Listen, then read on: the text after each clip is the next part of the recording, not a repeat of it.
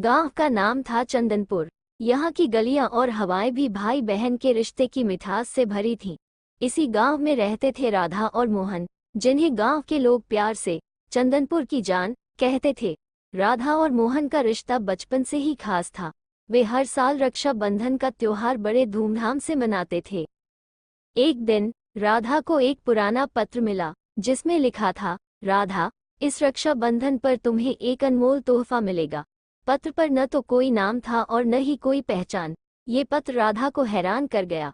उसने मोहन को ये बात बताई और दोनों ने मिलकर यह जानने का निर्णय लिया कि यह पत्र किसने भेजा है। जैसे जैसे रक्षा बंधन का दिन नजदीक आ रहा था, राधा और मोहन की उत्सुकता बढ़ती जा रही थी। उन्होंने गांव के बुजुर्गों से भी इस बारे में बात की, पर किसी को भी इस पत्र का राज नहीं पता था।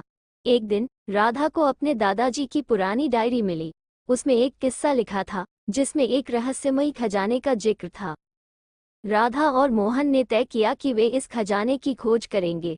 उन्होंने डायरी में मिले संकेतों का पालन किया और गांव के बाहर स्थित पुराने मंदिर की ओर बढ़े। मंदिर के पास उन्हें एक गुफा मिली। गुफा के अंदर जाते ही उन्हें एक ताले से बंद दरवाजा मिला। डायरी में लिखा था कि ताला खोलने के लिए भाई बहन को मिलकर एक मंत्र बोलना होगा। राधा और मोहन ने मंत्र पढ़ा और ताला खुल गया। दरवाजा खुलते ही उन्हें एक चमकता हुआ बक्सा दिखाई दिया। बक्से के अंदर एक सुंदर राखी और एक पत्र था। पत्र में लिखा था, ये राखी देवताओं द्वारा बनाई गई है और इसे बांधने से भाई बहन का रिश्ता अटूट हो जाएगा। राधा ने मोहन को राखी बांधी और मोहन ने वचन दिया कि वह हमेशा राधा की रक्षा करेगा।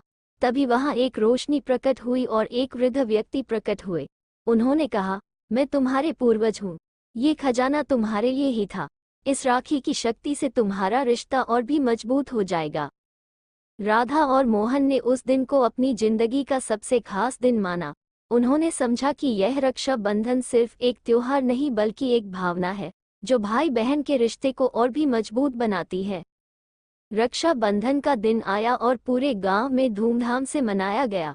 राधा और मोहन ने अपनी खोज की कहानी गांव वालों को सुनाई और सबने उनकी हिम्मत की प्रशंसा की। अब हर साल जब भी रक्षा बंधन आता, राधा और मोहन उस खजाने की राखी को विशेष रूप से पहनते और अपने रिश्ते को और भी गहरा करते। समय बीतता गया और राधा और मोहन का रिश्ता और भी मजबूत होता गया। उन्होंने अपने बच्चों को भी यह कहानी सुनाई और सिखाया कि रक्षा बंधन का त्योहार सिर्फ एक धागे का बंधन नहीं है, बल्कि एक वादा है जो जीवन भर निभाना होता है। इस तरह चंदनपुर की गलियों में राधा और मोहन की कहानी एक मिसाल बन गई। हर भाई और बहन ने उनसे प्रेरणा ली और अपने रिश्ते को और भी मजबूत बनाने का संकल्प लिया। इस तरह रक्षा बंधन का त्योहार हर साल और भी खास होता गया और भाई बहन के रिश्ते की मिठास से चंदनपुर की हवाएं हमेशा महकती रहीं।